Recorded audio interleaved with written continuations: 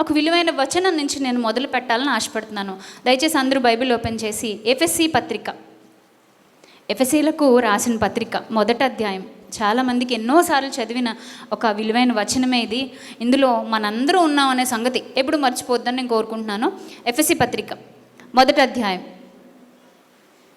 ఎఫెసీ పత్రిక 1వ అధ్యాయం 3 నుంచి 3, 4, 6, 6, 4 పక్కనే ఉన్నాయి, చదవండి దయచేసి. తన ప్రియుని యందు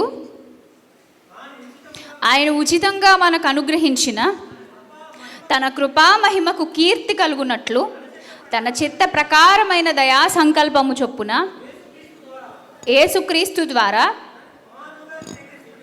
తనకు కుమారులనుగా స్వీకరించుటకై మనలను ముందుగా తన కోసం నిర్ణయించుకొని మనము తన ఎదుట పరిశుద్ధులం నిర్దోషులమై ఉండవలెనని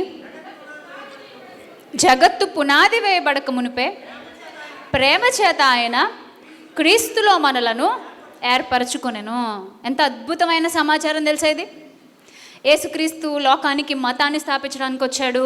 ఆయన ప్రవక్తల్లో ఒక ప్రవక్త. ఏం కాదు, 4 మంచి మాటలు చెప్పడానికి వచ్చేసాడు.